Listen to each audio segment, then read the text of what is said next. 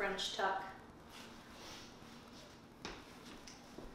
Hey, I'm Hayley. It's cold. Have you ever wanted to ask a question, but you're afraid of sounding stupid? You're at a party and your friends are talking politics and you want to chime in, but you're afraid you don't know enough. There's so much going on politically, environmentally, socially, everythingly. It's hard to know everything. And that's why I wanted to create this series. I'm going to ask those stupid questions that you've always wanted to ask, so you don't have to. Who knows, maybe we'll learn something. Or we totally won't. That's fine, but at least we tried. So my first question, what is the Electoral College? Yeah, I know, I feel like an idiot asking it. I mean, I get it. I know that we use it, but like, how does it work? I mean, why did we start using it? Do we still need to use it? Why do they show us the popular vote on TV when we don't even use it to make decisions? It just seems rude.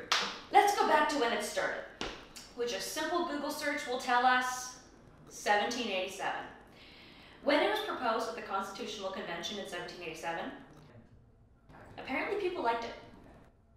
Like, we didn't know how we should formally elect our leaders at the time. And it seemed like a really good compromise between Congress making the decision and the people. And to be honest, I kind of forgot what Congress is and what it does. So I Googled it. Congress is made up of two sections. You got the Senate and you got the House of Representatives. Long story short, Senate represents the state, 2 senators per state. The House represents the people of that state. The number of reps depends on the state's population, by the way. This Electoral College was established so it could give a voice to the smaller states in the country and make sure that the Senate and the citizens could both be involved in the voting process. Great intentions, it sounds fair, right? The only issue is the person with the most votes doesn't always win. We experienced this in 2000 with Gore and Bush, and in 2016 with Clinton and Trump.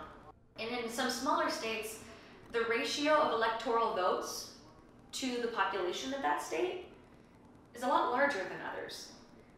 For example, if everyone in every state voted in the 2020 election, which by the way they totally should, please vote, votes in Wyoming would be worth almost 4 times as much as a vote in California.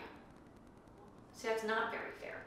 When we vote in the general election, we're actually voting for these electors who will then cast their vote in December for their pledged candidate. Okay. So now that the history section's done, I feel like I know a little bit more about the Electoral College. And now we'll go to my favorite segment, Why Should We Care? Because we've been using this Electoral College thing for 231 years. And we will probably keep using it for a little bit longer. So if that's the case, and we know how the system works, we will know how to use it effectively, and we can elect the people we want. That'd be weird, right? How do we use it effectively? We actually vote. I mean, not just register, which we should totally register, it's very important, but you also have to go to your polling place, or send in an absentee ballot, or vote early. It's imperative that we vote in the upcoming midterm elections, Tuesday, November 6, 2018, because it's that election that chooses our electors for the general election. We choose our electors, the people who represent us, who then choose our president. Hayley, my state is already super blue. Does it matter if I vote?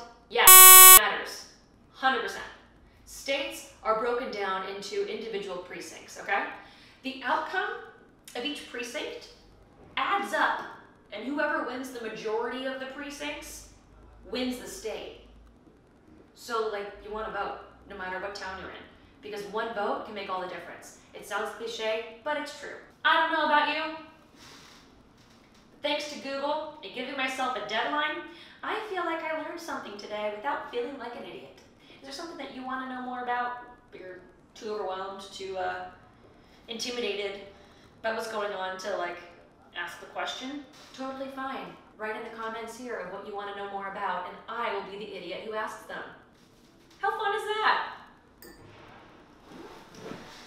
Oh yeah, please vote.